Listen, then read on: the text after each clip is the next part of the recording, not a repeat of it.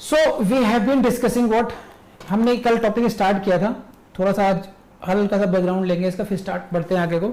That is what article 14 and this is what equality before the law. Equality before the law mean विधि के समक्ष समता का अधिकार.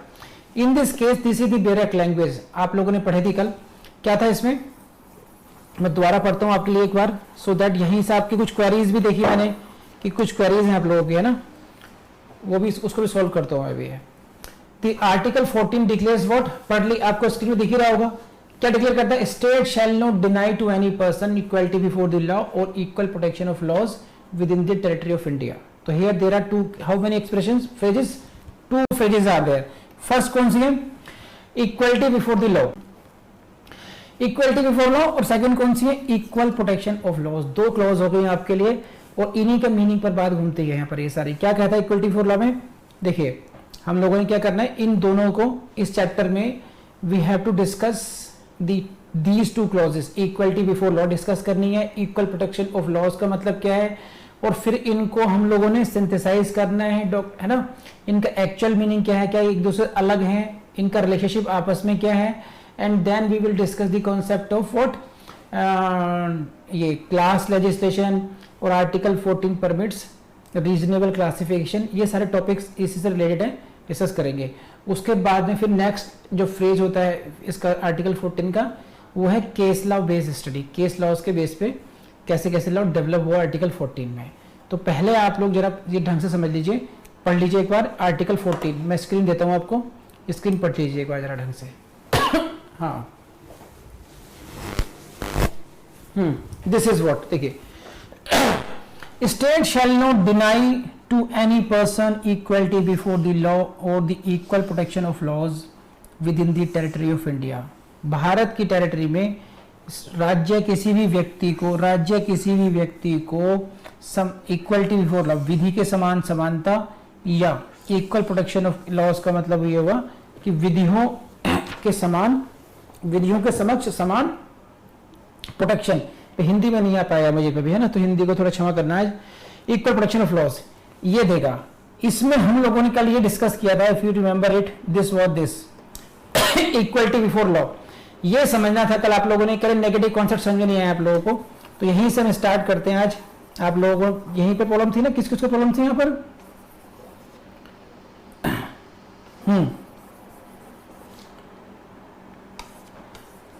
देखिए जिन लोगों ने आज से ज्वाइन किया वो भी यहां से समझ सकते हैं, आज से ही है टॉपिक शुरू हुई है, कल तो लॉ. इक्वलिटी बिफोर लॉ में हम लोगों ने एक पहला पॉइंट जो नोट करने वाला है, what from where this expression has been taken and the answer is English origin. इसको हम लोगों ने कहां से लिया, इंग्लिश से लिया है. प्रोटेक्शन, है ना, प्रोटेक्शन सुरक्षा, अच्छा ठीक है. हाँ, and this is called negative concept. तो नेगेटिव कॉन्सेप्ट हम लोग क्या कहते हैं, इसका मतलब क्या है, नेगेटिव कॉन्सेप्ट का मतलब क्या है, हम लोग इक्वलिटी बिफोर लॉ, विधि के समान समक्ष समता के अधिकार को, इस एक्सप्रेशन को नेगेटिव कॉन्सेप्ट के रूप में क्यों कहते हैं, उसको समझना है आप लोगों ने, है ना. यही बात, व्हाई वी से नेगेटिव कॉन्सेप्ट समझ लीजिए आज को, कोई बात नहीं, थोड़ा हैवी टेक्निकल बात यह है, इसका मतलब क्या है.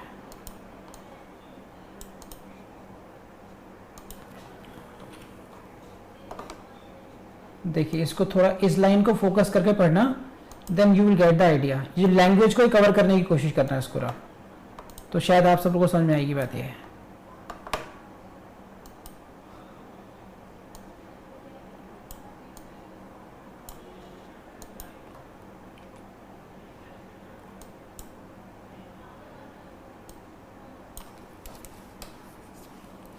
Absence of any special privilege, absence of any special privilege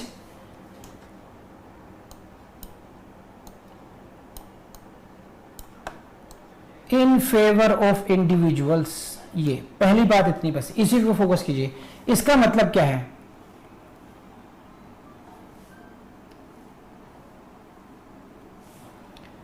in favour of individuals, absence of this. Negative क्यों कहते हैं, नेगेटिव तरीके से बात कही जाती है. नेगेटिव एक, आपको क्या अधिकार कौन सा मिल रहा है, आपको समानता का अधिकार दिया जा रहा है. मैं आपको 3-4 एग्जांपल दूंगा, उससे आपको समझ में आ जाएगा कि आपको कैसे समझना है इसको.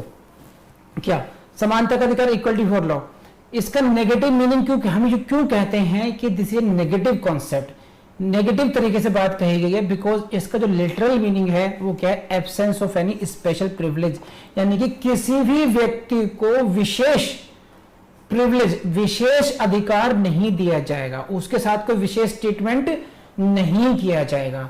जैसे for example mister Amit Gupta, कल भी मैंने दिया था, समीर घई पे दिया था, लेकिन शायद लास्ट में था वो डिस्कस हुआ तो समझ नहीं पाएंगे आप लोग, दोबारा समझाता हूं मैं। विशेष ट्रीटमेंट का मतलब क्या पहले समझिए, स्पेशल प्रिविलेज का मतलब क्या है। स्पेशल प्रिविलेज ये है कि आप किसी फंक्शन में गए, आप किसी फंक्शन में गए और वहां पर एक पूरा स्टेज हो गया, उस स्टेज के सामने सारी सीट्स हैं वहां पर, तो कुछ सोफा पड़े हुए हैं, फिर बाद पीछे नॉर्मल सीट्स हो गई, इस तरीके से वहां पे सिटिंग अरेंजमेंट है। अब आप भी वहां पहुंचे और कुछ वहां के कुछ गणमान्य व्यक्ति हैं वो भी वहां पहुंचे। अब बात यह है कि जो आगे बैठ रहा है, जो सबसे फ्रंट सीट पे बैठ रहा है, you can say they are being given special privilege, उनको विशेष ट्रीटमेंट दे रहा है, they are being given special treatment and they are being allowed at the front row on the sofas and we are being treated in a normal way। तो there is distinction between our sitting arrangement और your sitting arrangement। तो पहले मैंने समझाया आपको special privilege का मतलब क्या है। जिन लोगों को ये बड़ा एग्जाम्पल वाला रूल लगा होगा, मैं उनको दूसरे तरीके से समझाता हूँ। अमनदीप भाई साहब हमारे है ना, मनदीप भाई साहब हमारे, मनदीप भाई, इससे बढ़िया एग्जाम्पल नहीं हो सकता। मनदीप भाई साहब की शादी का समारोह चल रहा है, बारात घर में बारात पहुंच चुकी है, चढ़क चुकी, डांस वांस सारी फॉर्मेलिटीज पूरी हो गई, वहां पहुंचे। अब वहां पर क्या होगा, है ना, जो बाराती हैं अगर उनको क्लासिफाई करो बारातियों में, कौन कौन होंगे, दूल्हा होगा, दूल्हे की फैमिली वाले होंगे और दूल्हे के फिर बहुत सारे क्लोज रिलेटिव्स होंगे। कैसे, दूल्हे के जीजा जी, दूल्हे के फूफा जी, ठीक है, दूल्हे के मामा जी, जो बहुत क्लोज रिलेटिव हो गए, ठीक। और फिर उसके बाद में कौन सा आएगा, नॉर्मल रिलेटिव्स हो गए। उसके बाद में कौन सा आएगा, दोस्त लोग हो गए, जो दोस्त का अपना सर्कल हो गया, फ्रेंड सर्कल हो गया, फ्रेंड सर्कल में भी ऑफिशियल सर्कल हो गया, और जो उसके स्कूल फ्रेंड है, जो बिल्कुल बचपन वाले दोस्त हो गए। तो ये साथ से मिलकर के बनेगी बारात। अब इनमें ट्रीटमेंट की बात करते हैं हम, ट्रीटमेंट, है ना।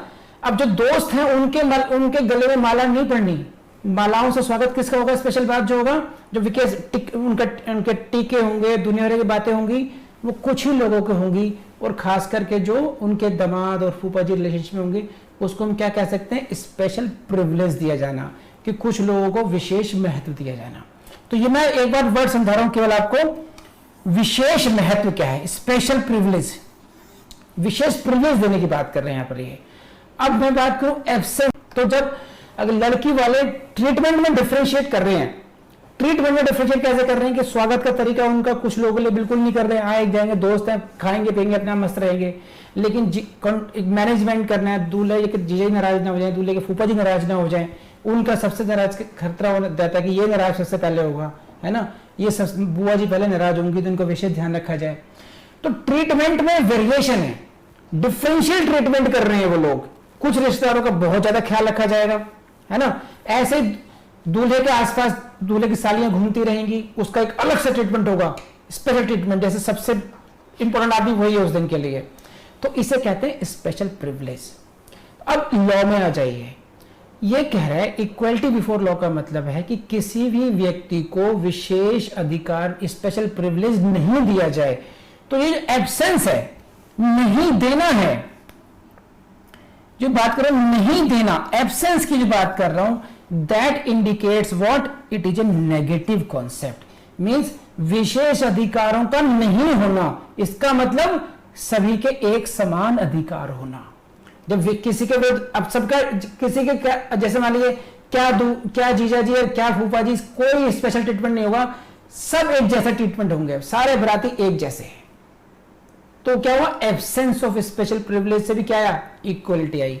तो इक्वलिटी को कहने के दो तरीके हो गए, एक कहना हो गया सभी लोग समान होंगे, ये हुआ बात को पॉजिटिव कहना। If I say in a positive way, I will say everyone shall be equal before the law, ये हुआ कि सभी लोग समान होंगे, विधि के समक्ष समता का अधिकार हुआ, है ना। एक हुआ कि किसी भी व्यक्ति को कोई विशेष प्रिविलेज नहीं दिया जाएगा, इसका अर्थ वही है, मीनिंग वही निकल करके आएगा, इफेक्ट वही है लेकिन इसको एक नेगेटिव तरीके से कहा जा रहा है, इसलिए इसे कहते हैं नेगेटिव कॉन्सेप्ट है. It is somewhat negative concept because it indicates special absence of special privilege.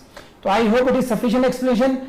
बताइए मुझे समझ में आया नहीं आया, खासकर अमित गुप्ता या बाकी सब लोग नेगेटिव कॉन्सेप्ट क्यों कहते हैं, ये समझ में आया नहीं आया, इससे यहीं तक बात बताइए मुझे. आगे बढ़ते हैं, इसको ध्यान रखिएगा. अब इन एग्जाम में कैसे यूज करना है आप लोगों ने, एग्जाम में इस लाइन से आपको कई क्वेश्चन मिलेंगे. कैसे कैसे मिलेंगे? नंबर 1 नेगेटिव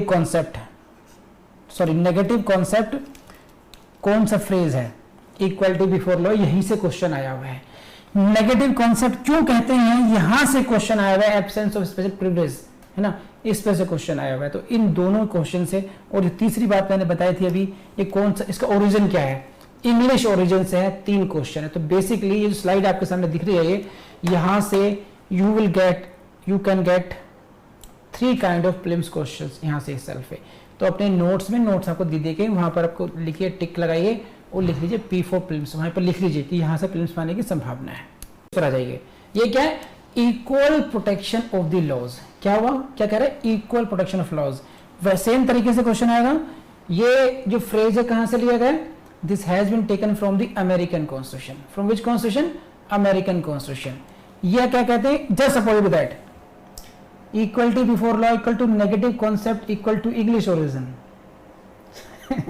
चलो जैसे भी हो, 9-27 करो या 9-30 करो, याद रहना चाहिए बस, है ना. मोर पॉजिटिव कंसेप्ट क्यों कहते हैं इसको समझ लीजिए, पढ़ लीजिए पहले स्क्रीन पे एक बार ढंग से. क्या है ये रही आपके सामने. This is what American concept and it is what a more positive concept implying equality before the treatment. क्या मतलब, ये रहा equality of the treatment. Equality of the treatment की बात करता है इन इक्वल सर्कमस्टेंसेस. इसको समझिए कि why it is called positive concept. It is a positive concept, positive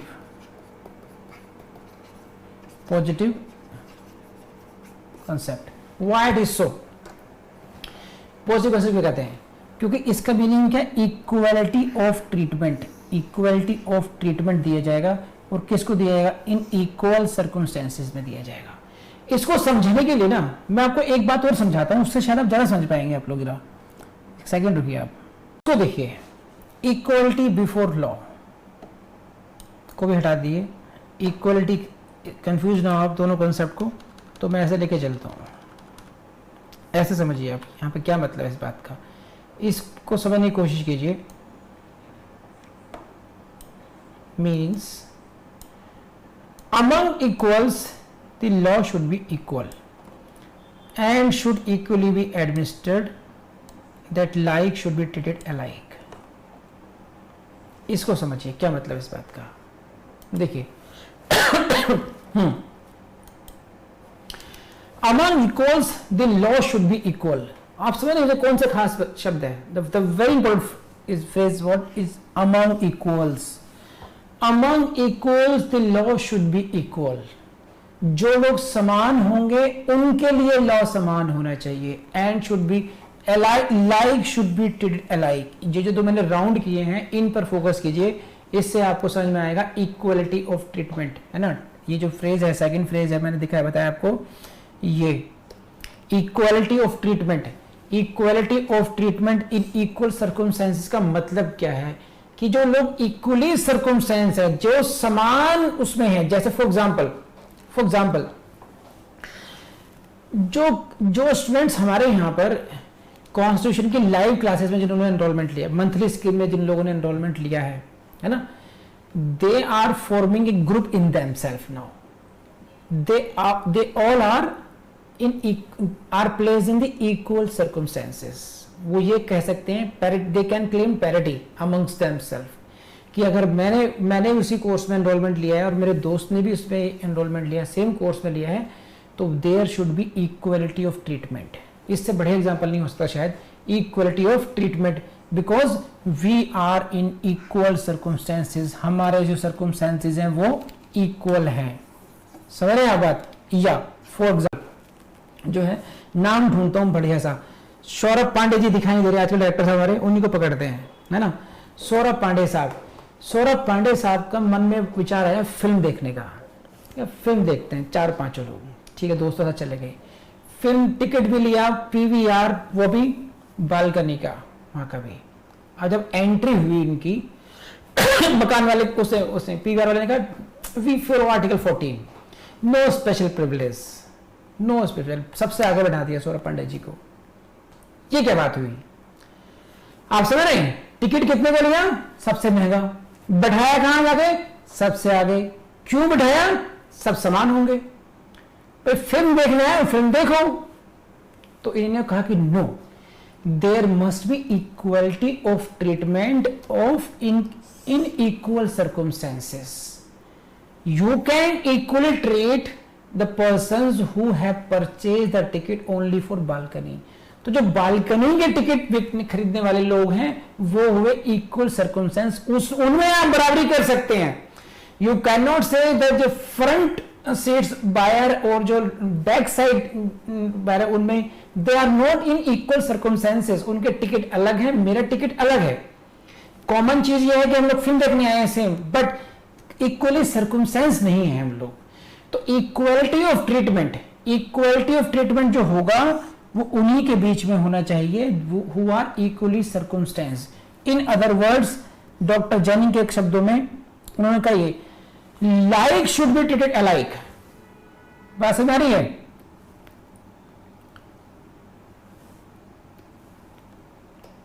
like should be treated alike, जो एक समान है उनके साथ एक जैसा व्यवहार होना चाहिए। Like should be treated alike. जो ऑनलाइन के स्टूडेंट्स हैं उनके साथ वैसा व्यवहार होना चाहिए, जो live classes only for live classes हैं उनके साथ एक जैसा व्यवहार होना चाहिए। उसी प्रकार से जैसे मैंने बताया बालकनी के टिकट लेने वालों के साथ, क्योंकि वो they are forming a group self, the buyers of balcony ticket are is a group in itself. तो प्लीज मुझे बताइए यहां तक समझ में आया या नहीं आया आप लोगों को कि इक्वल, ये बात समझ में आई? Among equals the law should be equal, that like should be treated like, और ये जो मैंने सब समझाया आपको, या फिर ये समझाया equality of treatment in equal circumstances. Did you get this और नॉट? ये समझ में आया नहीं आपको? दोनों फ्रेज का मीनिंग समझना बहुत जरूरी है। तो यहां तक थे हम लोग, अब आपको मीनिंग समझ में आ गया, थोड़ा स्क्रीन पे पढ़ लीजिए फिर हम आगे बढ़ते हैं। सी, तो we started here from, this is article 14 equality before law, and in this case this is the direct language of article 14. क्या कहते हैं ये? The state shall not deny to any person equality before law or the equal protection of laws. अब ये भी आप समझ चुके हैं और इसको भी आप समझ चुके हैं ना, within the territory of India. Article 14 uses two phrases. I think now ये स्लाइड आपको बहुत अच्छी तरीके से समझ में आ चुकी होगी। Thereafter we understood this equality before law. इसमें हमने पढ़ा this is of English origin and it is a somewhat negative concept. Why we said it is a negative concept? Because its meaning what? Implying the absence of any special privilege. आपको now you know the meaning of special privilege as well. तो there should not be any special privilege in favor of the individuals. ठीक है? And इसमें एक line और आपको समझनी थी, ऐड करनी थी इसमें, and the equal subject of all classes to the ordinary law. ये भी क्या समझाते इसका राइट टू इक्वलिटी में, इसका मीनिंग और समझाता हूँ मैं आपको। Complete to understand the meaning of equality before law, इसकी बात कर रहे हैं हम। इसमें इतनी बात पड़ी थी एब्सेंस ऑफ प्रिविलेज, अब ये इसकी बात कर रहे हैं। इसका मतलब क्या है? Equal subject of all classes. ये क्लास 1 to 3 नहीं है, ये equal subject of all classes to ordinary law।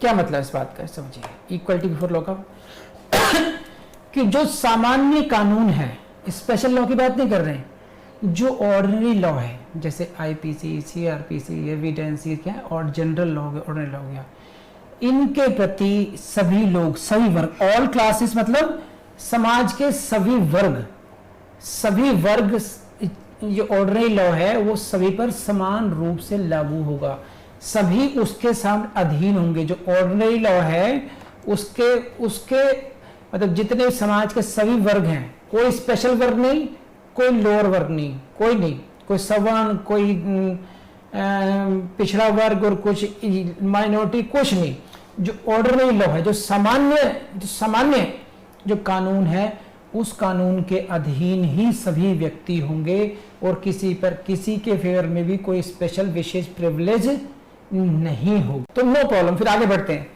तो दिस इज कंप्लीट मीनिंग। तो हम लोगों ने ये पढ़ा था, अभी तक भागते हैं तेज से आगे, इतना समझाने के बाद जितना हो सकता है। हाँ जी, ये हुआ। इससे आगे हम लोगों ने फिर पढ़ा इक्वल प्रोटेक्शन ऑफ लॉज को पढ़ लिया। American constitution is more positive concept. Why? Because it says it implies what? Equality of treatment in equal circumstances. अब हम इन दोनों को सिंथेसाइज करते हैं कि इनका ये क्या है। बोथ दीज एक्सप्रेशंस कौन कौन सी? इक्वलिटी बिफोर लॉ और equal protection of laws. Um, इसको आप ऐसे करिए, देखिए ये देखिए, both these expressions aim at establishing what? Equality of status। और ये एक्सप्रेशन कहां मिली थी आपको? प्रीएम्बल ऑफ द कॉन्स्टिट्यूशन में, प्रीएम्बल ऑफ द कॉन्स्टिट्यूशन में, समझे? तो पहली थी इक्वलिटी बिफोर लॉ, पूरा नहीं लिखूंगा, एंड सेकंड थी इक्वल प्रोटेक्शन ऑफ लॉज। ये दोनों का एम क्या है? Equality of status. इन दोनों का एम क्या हो गया? और यहीं से क्वेश्चन आएगा प्रीलिम्स में। कैसे क्वेश्चन आएगा? लिख लीजिए, लिख लीजिए, क्वेश्चन लिखिए। मैं इसको क्वेश्चन बनाकर दिखाता हूं आपको। Out of following sentences, which out of following sentences is correct? लिखिए, which out of following sentences is correct? Number 1, statement number 1,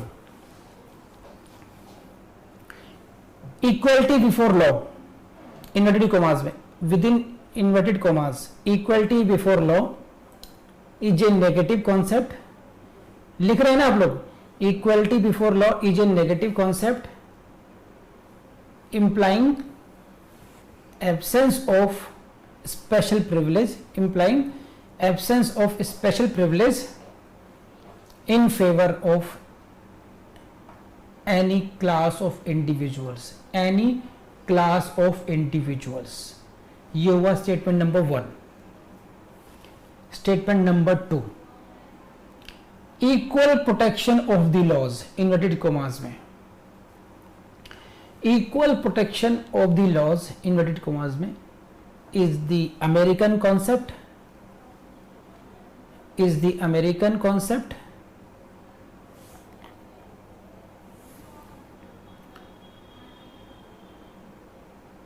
implying equality of treatment, equality of treatment, implying equality of treatment in equal circumstances. 2 statement लिखवा दिया आप लोगों को। Number 3 statement,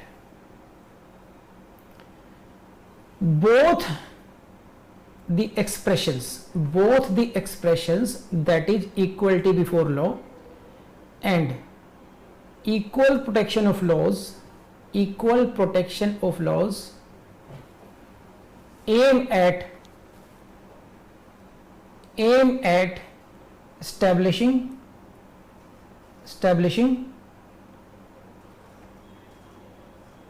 equality of status, inverted commas में,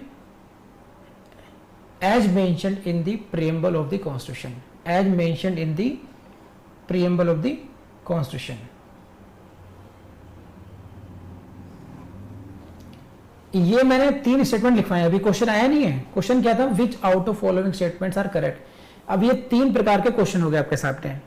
अब इसमें क्या देखिए, क्या लाइन क्या है? Which out of following statements are correct.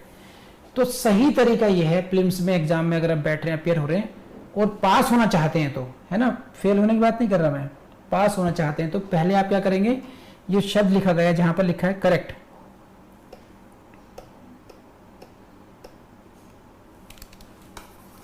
इसको देखिए। ये ट्रिक दे रहा हूं मैं आप लोगों को, हाउ टू, क्योंकि ये ट्रिक्स, ऐसे ट्रिक्स नहीं आएंगी तो आप कितनी मेहनत कर लीजिए आप। विच आउट ऑफ, ये स्टेटमेंट है पूरा आपका, जहां लिखा है करेक्ट उसको आप लोगों ने अपनी बुक में, अपने क्वेश्चन पेपर में इस तरह राउंड कर लेना चाहिए. Sometimes they ask you correct and sometimes they ask you incorrect. तो इस तरीके से राउंड करने से आपकी एक स्पेशल अटेंशन ड्रॉ होती है कि नहीं मुझे करेक्ट ढूंढना है, क्योंकि कई बार गलती होती है. जिन लोगों ने एग्जाम दिए होंगे आप लोगों में से वो जानते होंगे कि कई बार आपने ऐसा किया होगा कि पूछा था इनकरेक्ट और आपने करेक्ट को आंसर कर दिया. तो इस क्वेश्चन को ध्यान रखना कि आप लोगों ने ये तो आपको बस ये समझ लीजिए जिस तरीके से जब आप लोग मंदिर में जाते हैं और जब कथा में बैठते हैं तो अपने सर पर रुमाल या कुछ ऐसा रख लेते हैं as a mark of respect.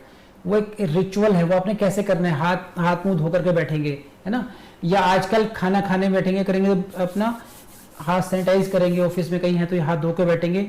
उतना ही जरूरी है ऐसे शब्दों को आपने राउंड करना, क्योंकि यहां से हुआ और कोरोना का अटैक हुआ. एक सुरक्षा कवच है, गोल करना है, समझ लीजिए. करेक्ट इनकरेक्ट वाले, खास करके करेक्ट इनकरेक्ट, ट्रू और फॉल्स, सत्य असत्य, इन सभी क्वेश्चंस में आपने ट्रिक फॉलो करनी है. तो मैंने आपको 3 स्टेटमेंट बताए. अब ऑप्शन लिख लीजिए उसके, option A B C D. कैसे करना चाहिए उसको आपने देखिए, दिख रही है स्क्रीन आप लोगों को, आई होप. किसकी पब्लिक चैट में, statement number 1, statement number 2, statement number 3 सुन लीजिए. पता है देखिए अमित गुप्ता, इस क्वेश्चन को लिखवाने के कई प्रयोजन है, many purposes. Number 1, how to solve such kind of, ये भी समझाना है आप लोगों को, ये प्रोसेस है उसका, उस प्रोसेस को समझाना भी था.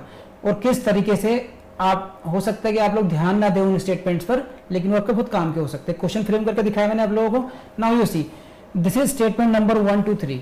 अब ऑप्शन ए में 1, ऑप्शन नंबर 1 2, ऑप्शन सी में 1 2 3 और ऑप्शन डी में हम कर देते हैं 2 3. ये आपके ऑप्शंस हैं जो आपको देने हैं. ये आपका क्वेश्चन फ्रेम हो गया. स्टेटमेंट नंबर 1 हुआ, 2 हुआ, 3 हुआ. You got it. नाउ आपको सोल्व कैसे करना चाहिए वो ज्यादा इंपॉर्टेंट बात है. तो आप लोग इसको इग्नोर भी कर सकते हैं, अगर फेल होना चाहते हैं तो कोई प्रॉब्लम नहीं है इसमें. पास होना चाहते हैं तो अटेंशन से देखिए इसको रहा. और ये एक स्टैंडर्ड प्रोसीजर है, एसओपी. और मेरा कहने, अगर मैं कह रहा हूं तो मैं दावे से कह सकता हूं, इसलिए क्योंकि ये बच्चों वाला एग्जाम है जुडिशरी का. UPSC is much tougher than, and I never failed in prelims in UPSC just because I followed all these things. और अपने आप ही ड्राइव किया था. और जुडिशरी में भी not even a single prelims failed. तो ये है, तो आप ओवर कॉन्फिडेंस से फॉलो कर सकते हैं इन सब बातों को. ये कोचिंग में कहीं पर किताबों में लिखी नहीं मिलेंगी बातें, ये प्रैक्टिकली मिलेंगी. और वो आपको वही सिखा सकता है जिसने इन रास्तों को जिया हो. इसमें क्या करना है आपने, स्टेटमेंट इसको मत देखिए शुरू में कि ऑप्शंस कौन कौन से होंगे. स्टेटमेंट नंबर 1 मान लीजिए ये आपके हिसाब से सही है तो टिक लगाइए, ये आपके सामने से गलत है तो क्रॉस लगाइए, ये आपके हिसाब सही है तो लगाइए. अब आपको पता चला कि ये वाला स्टेटमेंट सही है गलत है, यह है. और फिर आप क्वेश्चन के ऊपर देखेंगे कि आपने करेक्ट आंसर ढूंढने हैं, करेक्ट स्टेटमेंट ढूंढने हैं या इनकरेक्ट हैं. अगर करेक्ट ढूंढने होंगे तो 1 3 हो जाएगा. इनकरेक्ट ढूंढेंगे तो आप जिस पे क्रॉस लगे ये 2 का 2 उसका आंसर होगा. तब जाकर के आप इसको टिक लगाएंगे इस तरीके से. सही है. अब मान लीजिए इसमें स्टेटमेंट नंबर 4 भी होता, अगर ये सपोज इमेजिन कर लीजिए इसमें स्टेटमेंट नंबर 4 भी होता है यहाँ पर. ओके. और ये स्टेटमेंट गलत होता, क्योंकि तीनों स्टेटमेंट जो मैंने दिए हैं ये सही दिए हैं आपको, है ना. तो सिचुएशन ये हो गई. और डी ऑप्शन में हम लोग कर देते हैं 1 2 3 4. सही. और यहां भी मैं इनको ऐसा करता हूं, इसको यहां पर भी 4 कर देता हूं, यहां पर 4 कर देता हूं, 1 और 4. अब देखिए इसमें क्या होगा. तो आप क्या करेंगे, यहां पर आपको लगेगा कि भाई 1 2 3 मेरे सही हो गए, अभी केवल 4 गलत है. और मुझसे पूछा क्या गया, सही पूछा है, लेकिन आपको इन तीनों के बारे में डाउट है एक बार को कि मुझे पता नहीं है या नहीं, ये तीनों करेक्ट है या नहीं, दो तो मालूम है, लेकिन यहाँ जो येलो वाला है इसमें आपको डाउट हो रहा है। लेकिन आप एक बात के लिए श्योर है, किस बात के लिए श्योर है कि 4 गलत है। आपकी श्योरिटी यहां पर होगी रोंग में, कि रोंग 4 तो आंसर नहीं हो सकता, तो आपको तुरंत एक उसे कहते हैं ट्रिक ऑफ एक्सक्लूजन, एक्सक्लूड करना। एक्सक्लूजन की ट्रिक प्रीलिम्स में बहुत इंपॉर्टेंट काम आती है। कैसे कि ये जो 4 जहां 4 है, एटलीस्ट मेरा ये आंसर ये नहीं हो सकता, ए और बी नहीं हो सकता। समझ रहे हैं बात? तो अब आपको चुनना रह जाएगा केवल बी और सी में से। फिर यहां से आपको जितनी नॉलेज है उसके हिसाब से 50% करेक्शन क्या के हो गए। तो एक आपको चला पता, तुरंत आपने देखा कि 4 जहां पर होगा वो तो आंसर होगा ही नहीं। इस तरीके की ट्रिक को आपको फॉलो करना चाहिए। तो मल्टीपल तरीके से आपकी जो स्किल्स हैं ये वाली, ये डेवलप करनी पड़ेंगी आपको प्रैक्टिस से, और यहीं से आपका रिजल्ट बहुत फास्ट आएंगे। इसमें कर लेंगे आप लोग भी। मेरे ख्याल से आपके लिए बड़े हेल्पफुल होनी चाहिए। बताइए मुझे क्या हेल्पफुल है, क्योंकि देखिए ये केवल नॉलेज का टेस्ट नहीं है। Prelims is not the test only of knowledge, what I am saying, only of knowledge के नहीं है। इतनी सारे ट्रिक्स, इसे कहते हैं analytical power. Basically prelims is the analytical power, कि आपकी लॉ की एप्लीकेशन में के साथ साथ लॉ की नॉलेज कितनी इंटेलिजेंस है, किस तरीके से स्मार्टली चीजों को सॉल्व करते हैं आप, और फिर आपके सेकंड लेवल पर मेंस में जाकर टेस्ट होती है। तो इफ यू गॉट दिस, तो मैं ट्रिक देता रहूंगा इस तरीके से, है ना। इस तरह ध्यान रखना आप लोग। ये जो मैंने आंसर दिया था उसमें ऑल आर करेक्ट, तो मैंने आपको ट्रिक बताई। नंबर 1 करेक्ट इनकरेक्ट को राउंड करेंगे आप। नंबर 2 स्टेटमेंट्स के आगे इस तरह से मेंशन करेंगे कि वो स्टेटमेंट सही है या गलत है। और थर्ड पॉइंट ये बताया, फिर अकॉर्डिंगली आप अपने ऑप्शंस बनाएंगे कि इतने गलत हैं इतने सही हैं, और फिर ऑप्शंस में उसको अप्लाई करेंगे। सभी ऑप्शंस के बारे में नहीं पता, 3-4 स्टेटमेंट में आपको एक का पता है कि एक तो पक्का गलत है पक्का सही है, उसको अकॉर्डिंगली फिर आप एक्सक्लूडिंग मेथड पे चले जाइए कि फिर हमारे आंसर्स कितने क्लोज, कितने कम ऑप्शन बचते हैं हमारे पास। ठीक है, चलिए आगे बढ़ते हैं। इलिमिनेशन मेथड, इलिमिनेशन मेथड है और अवॉइडिंग ह्यूमन एरर्स है। करेक्ट इनकरेक्ट को जो मैंने राउंड कराया उससे आपकी ह्यूमन एरर्स खत्म हो जाएंगे, कम हो जाएंगे इसमें। चलिए, तो ये मैंने आपको बताया कि किस जो अभी तक हम लोगों ने पढ़ा है उसमें से कितना कहां से क्वेश्चन आपको आएगा इस तरीके से। तो ये जो लाइन थी, स्लाइड थी आपकी कि both AIIMS and equality of status, आप इसको हल्के में बिल्कुल नहीं ले, आपसे प्रीलिम्स में इस तरीके वन ऑफ द स्टेटमेंट ऐसा हो सकता है। बढ़े आगे। अब बात करते हैं द पर्सन, एंड जो फ्रेज यहां पे यूज किया गया है एनी पर्सन। अब ठीक है, तो पतंजलि शास्त्री साहब का जो स्टेटमेंट है ये बहुत इंपॉर्टेंट है, और ये स्टेटमेंट अपने आप में आपसे क्वेश्चन में पूछा जाता है कि हु गेव दिस स्टेटमेंट, जैसे हम लोग करते हैं अभी तक। तो इनका देख लीजिए क्या कहते हैं ये। Second expression, what, second expression यानी कि इक्वल प्रोटेक्शन ऑफ लॉज, जो सेकंड एक्सप्रेशन है is the corollary of the first. जो पहला स्टेटमेंट है, यानी कि पहला स्टेटमेंट कौन सा, equality before law, equality before law का ये कोरोलरी है, यानी कि इसे कहते हैं उप सिद्धांत है, उप सिद्धांत है।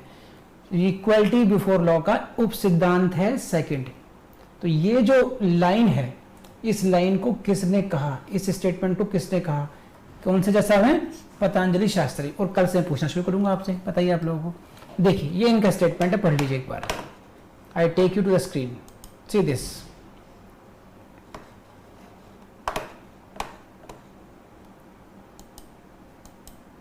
अब देखिएगा आपको proper. Second expression is corollary of the first. Second expression means equal protection of laws. Screen not visible. Are you sure?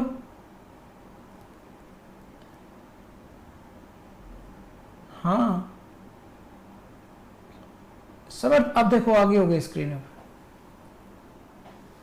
Visible ना। हाँ देखिए, ये तो सेकंड एक्सप्रेशन, यानी कि एक जो सेकंड एक्सप्रेशन कौन सी, equality, sorry equal protection of laws जो एक्सप्रेशन है, that is corollary of the first. पहली वाली एक्सप्रेशन का उप सिद्धांत ही है, और इनके बीच का रिलेशन की बात कर रहे हैं कि वो एक जो एक सेकंड इज द कोरोलरी, पहले के उप सिद्धांत, यानी कि इंटर रिलेटेड है। and it is difficult to imagine a situation. क्या violation of equal protection of laws कि अगर सेकंड वाली वॉलेट होती है तो it will not be the violation of the equality before law. Violation of what? इसका violation. अगर equal protection of laws का वॉलेशन होता है तो that there will be the violation of equality before law as well. इसका अगर वॉलेशन होगा second वाले का तो पहले वाले का भी आपस में होगा. ये कौन से जज साहब ने कही है? पतंजलि शास्त्री जी. पतंजलि मत याद रखना केवल कि बाबा रामदेव पर पहुंच जाओ, है ना. पतंजलि शास्त्री इन्होंने कहा है. ठीक है, तो इन्होंने कहा कि इन सब्सटेंस, सार में इनका क्या है, the two expressions mean one and the same thing. अगर इनका जो निचोड़ है, इनका जो जनरल रिजल्ट है, that is same, one and the same thing. So इन दोनों के, अब मैं क्वेश्चन बनाता हूं आपको मेंस का, बढ़िया ब्यूटीफुल सा. लिखो जरा मेंस का क्वेश्चन बढ़िया सा.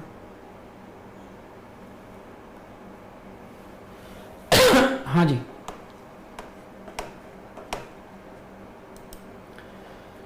क्या है?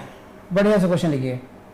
Discuss the meaning and interrelation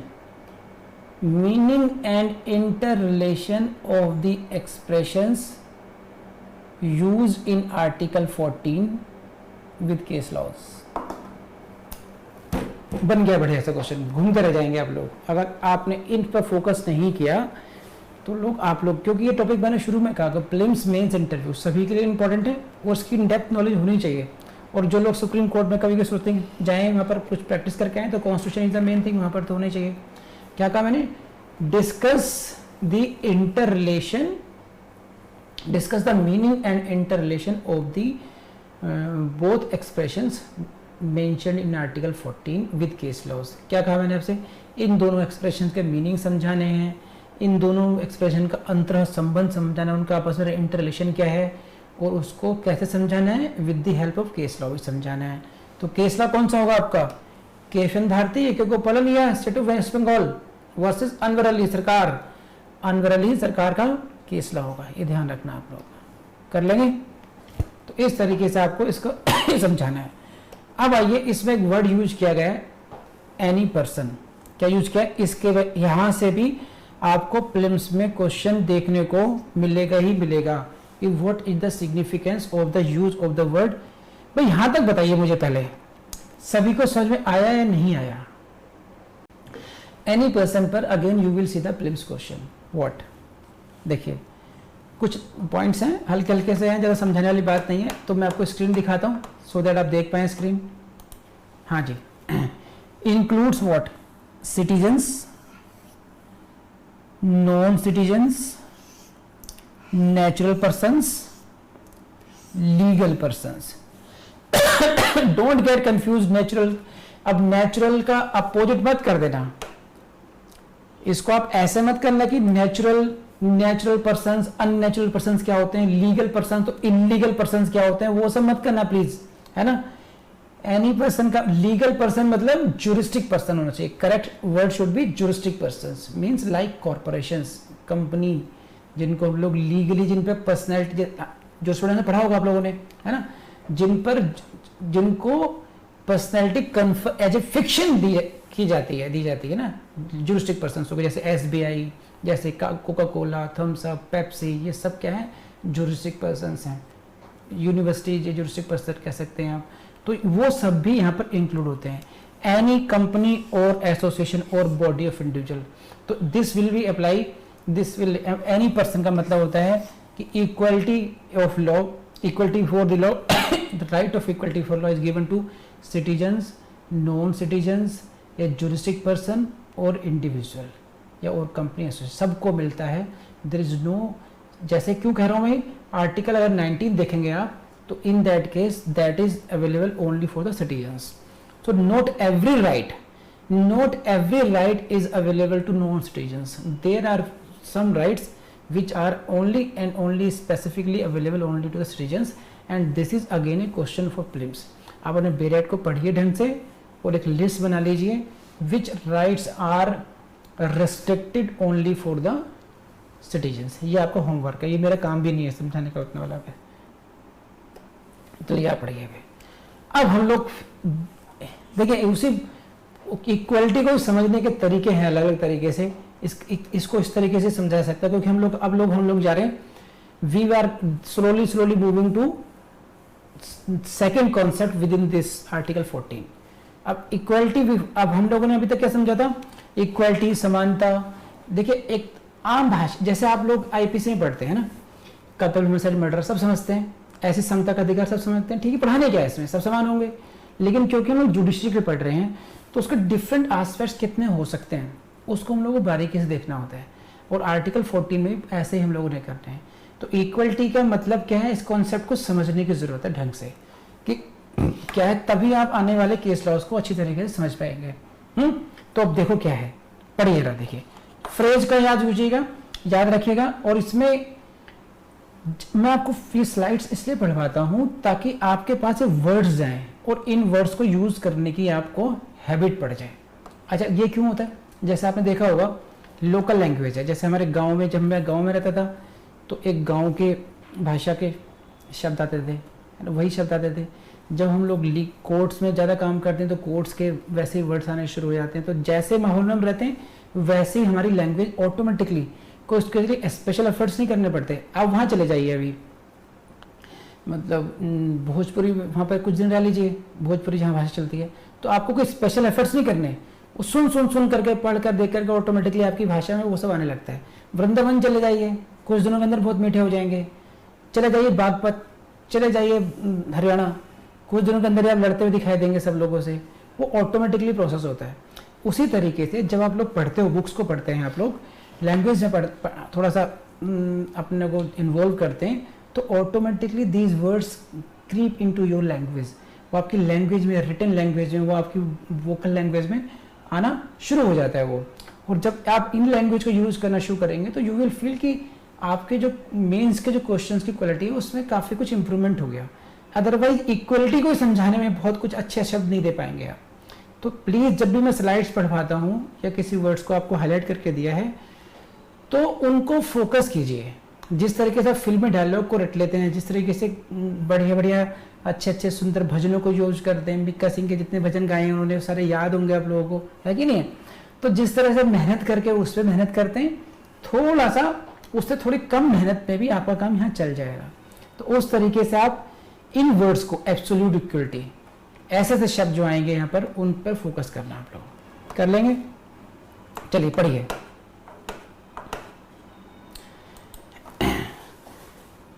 the concept of equality को समझना है हम लोगों ने।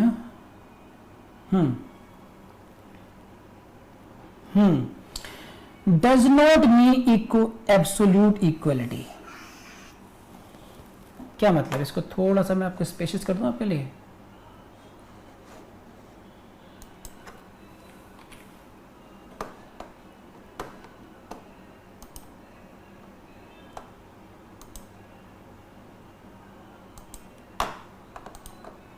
अब देखिए एब्सोल्यूट इक्वलिटी कि अब फिर वहीं पर आ गए हम लोग जहां से चले थे कि अगर हम इक्वलिटी की बात करते हैं तो एब्सोल्यूट इक्वलिटी, इसका मतलब एब्सोल्यूट इक्वलिटी नहीं होगा, मींस उसका कोई एक्सेप्शन नहीं होगा, या इसका मतलब ये नहीं कि कोई क्लासिफिकेशन, कोई वर्गीकरण होगा ही नहीं होगा। वाई? एब्सोल्यूट जो एब्सोल्यूट इक्वलिटी है वो फिजिकली इम्पॉसिबल है, not possible to achieve. Why? Because this, लिखिए, अरे कहाँ गया कर्सर? कि डॉक्टर जेनिंग की बात पर हम लोग आएंगे दोबारा। डॉक्टर जेनिंग ने बात समझाई थी कि इक्वलिटी बिफोर लॉ एब्सोल्यूट क्यों नहीं हो सकती। कि इनका कहना यह है कि अगर हम ऐसा करेंगे कि एक सेकेंड मैं आपको लाइन दिखाता हूं पर्टिकुलर।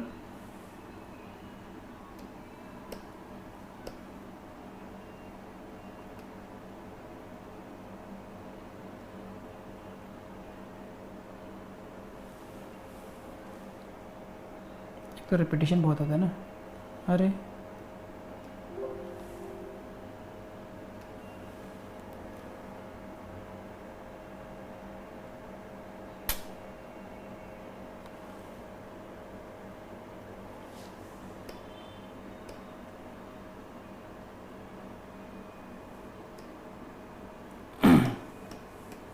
चलिए मैं ढूंढना पड़ेगा तो मैं अपने यहाँ से समझाता हूँ उसको।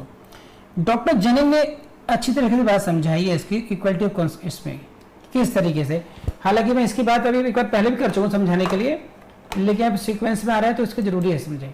इन्होंने कहा कि इक्वलिटी का मतलब यहाँ पर क्या है कि जो among equals it should be equal है। एक क्या होगा कि पूरी के पूरे एक जैसे सब लोगों को एक ही उससे ट्रीट करना। जैसे फॉर एग्जाम्पल एक सेकंड टाइम दी, मैं आपको ढूंढता हूँ, पिक्चर मिल जाए मुझे। एक बढ़िया सी पिक्चर थी, उसमें कुछ ऐसा था, अभी तो मेरे पास है नहीं, वो टाइम लगेगा सर्च करने में।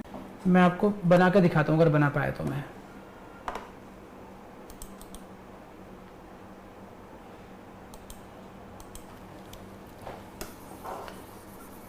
सोचता रह गया, उसको नेट से कहीं से डाउनलोड करना था। लेकिन आप लोगों ने व्हाट्सएप यूनिवर्सिटी पे देखा होगा इक्वलिटी की, वो तीन बच्चों की, एक बच्चा है, एक छोटा मिड उसका बच्चा, एक बड़ा इंसान है उसके बीच में, ऐसा दिखाते हैं वो, है ना। जैसे ऐसा कर लेते हैं, चलिए एक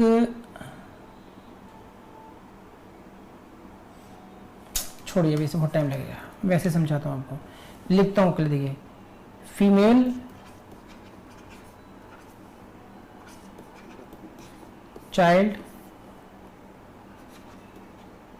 मेल, ऐसा समझे थे। ये अपने आप में क्लासेस हो गई। एक हुआ हैंडीकैप, ये एक हुई दिव्यांग, इनको हम बोलते हैं अभी, है ना। कुछ लोग और ये हो सकते हैं, रीजन वाइज हो सकते हैं। क्या, एक प्लेन एरिया हो गया, प्लेन्स, माउंटेन्स, पहाड़ी लद्दाख में रहने वाले लोग हो गए, हम लोग हो गए प्लेन में रहने वाले हो गए, कुछ लोग हो गए कोस्टल रीजन से रहने वाले लोग हो गए, है कि नहीं है। तो आप ये देखो, कुछ लोग विद इन प्लेन कहाँ पर, कुछ एकदम बहुत बैकवर्ड, मतलब फॉरवर्ड कह सकते हैं एरिया हुआ, और एक हुआ बैकवर्ड एरिया।